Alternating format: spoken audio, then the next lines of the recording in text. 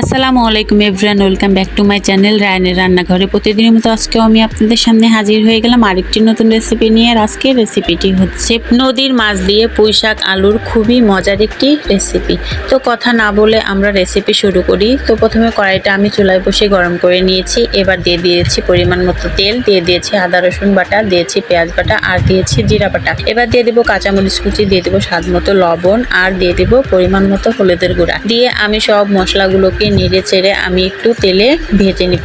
আমি কিন্তু মশলা ভাজার সময় মশলাতে কোনো পানি দেই না আর দেবও না, কারণ তেলে মশলাটাকে আমি সুন্দর করে একটু নেড়ে চেড়ে ভেজে নিচ্ছি। তো ভাজা হয়ে গেছে, এবার আমি এর ভিতরে দিয়ে দেবো কেটে রাখা আলুগুলো দিয়ে আবারও আমি মশলার সাথে ভালো করে নেড়ে চেড়ে আলুটাকে একটু ভেজে নিব।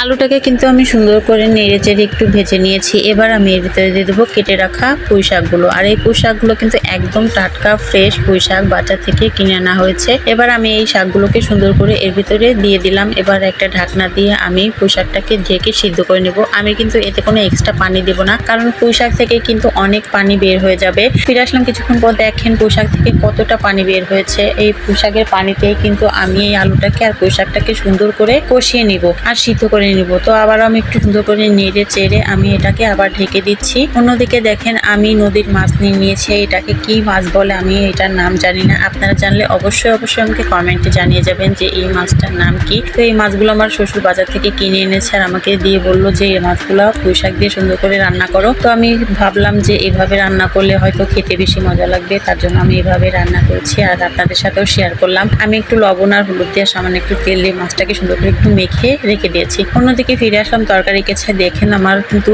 পুঁই শাক আর আলুটা সুন্দরভাবে সিদ্ধ হয়ে গেছে আর কষানো হয়ে গেছে আর পানিটাও কিন্তু শুকিয়ে এসেছে। এবার আমি এগুলোকে সুন্দর করে নেড়ে চেড়ে আমি এই নুন হলুদ মাখিয়ে রাখা মাছগুলোকে তরকারির ভিতরে দিয়ে দিলাম। দিয়ে আবারও আমি সুন্দর করে নেড়ে চেড়ে মাছ আর তরকারিটাকে সুন্দর করে আমি মিশিয়ে দিয়েছি। এবার দিয়ে দিব অল্প পরিমাণে একটু পানি। আমি পানিটা একটু কম দিব, কারণ আমি তো ঝোল করব না, মাখা তরকারি করব, সেজন্য পানি পরিমাণটা একটু কম দিয়েছি। এবার সুন্দর করে নেড়ে চেড়ে আমি আবারও একটা ঢাকনা দিয়ে ঢেকে এটাকে রান্না করে নেব। পুঁই শাকের যে কোনো রেসিপি কিন্তু খেতে অনেক মজা। আপনার ঝোল বলেন, ভাজি বলেন, চচ্চড়ি বলেন, সবকিছুই কিন্তু খেতে অনেক মজা লাগে। আর পুঁই শাক দিয়ে এই তাজা মাছ দিয়ে যদি এইভাবে রেসিপি করে খাওয়া যায় তাহলে তো কোনো কথাই নেই, ভাত শুধু খেতেই থাকবেন, প্লেটে একটা ভাতও থাকবে না। তো দেখেন কথায় কথায় কিন্তু আমার তরকারিটাও কিন্তু সুন্দরভাবে হয়ে গেছে। এবার আমি তরকারিটাকে নেড়ে চেড়ে আমি তরকারিটাকে নামিয়ে নিব। আর এই রেসিপিটা এরকম একটু ঝোলঝোল থাকলে কিন্তু খেতে বেশি ভালো লাগে। তো আমি কিন্তু এরকম ঝোলঝোলে রেখেছি, আমি একদম শুকনা করিনি। তো এই তো তৈরি হয়ে গেছে নদীর মাছ দিয়ে পুঁই শাক আলুর খুবই মজার একটি রেসিপি। আজকে রেসিপিটি ভালো লাগলে অবশ্যই আমার ইউটিউব চ্যানেলটিকে সাবস্ক্রাইব করে দেবেন আর লাইক কমেন্ট শেয়ার করতে কিন্তু ভুলবেন না। আজকের মতো ভিডিওটি এখানে শেষ করছি। আল্লাহ হাফেজ।